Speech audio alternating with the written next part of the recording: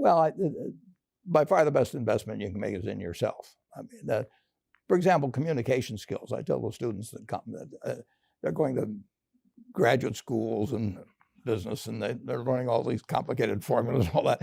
If they just learn to communicate better, and both in writing and in person, they increase their value at least 50%. And, I mean,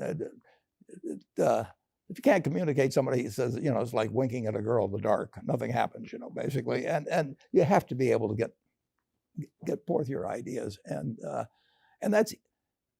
that's relatively easy. I did it myself with the Dale Carnegie course. Some people wish I'd taken a shorter course now in terms of my talking later on, but it's just hugely important. And if you invest in yourself, nobody can take it away from you. I mean, they think that because you can trade, you should trade. You buy a farm, you buy an apartment house, you can't resell it tomorrow, and the cost of moving around. Now you get something handed to you, liquidity, which is instant. You can sell, and the cost of doing it are pennies, compared to other kinds of investment activity. So because they can so easily move around, they do move around, and moving around is not smarter than investing. Let's talk a little bit about Apple. Everyone always wants to talk about Apple, right? It's kind of the it stock, it company. You have a $45 billion stake, more or less. How closely do you follow the company? People are concerned they haven't really introduced any new products. Well, if you have to closely follow a company, you shouldn't own it. Really? No. I mean, if you buy a business, if you buy a farm, you go up and look, every couple of weeks to see how far the corn is up, and you worry too much about whether somebody says this is going to be a year of low prices because exports are being affected or anything like that. You buy a farm and you hold it for. I've got one farm that I bought in the 1980s, and my son runs it, but I've been there once. I mean, it doesn't grow faster if I go and stare at it. I can't cheer for it. More effort, or something like that. And I know there's going to be some years when prices are going to be good, and some when the prices aren't going to be good. I know there's years when yields will be better than others.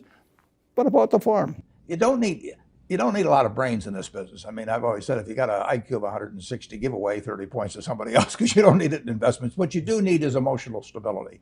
You have to be able to think independently, and you have to be. When you come to a conclusion, you have to really not care what other people say, and just follow the facts and follow your reasoning. And that's tough for a lot of people. I can't really tell you the answer. I mean, I didn't learn it in school or anything. It never bothered me if people disagreed with what I thought, as long as I felt I knew the facts. I mean, there's a whole bunch of things I don't know a thing about. I just stay away from those. So I stay within what I call my circle of competence.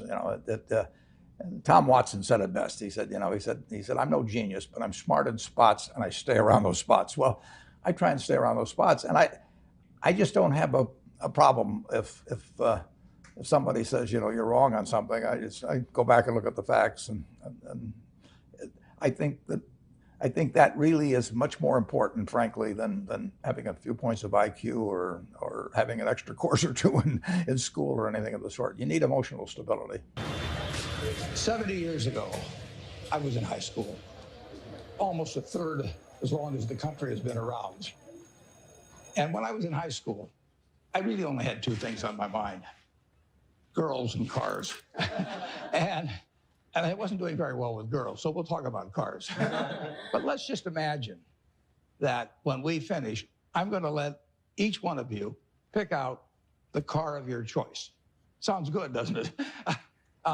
Pick it out, any color, you name it. It'll be tied up with a bow, and it'll be at your house tomorrow.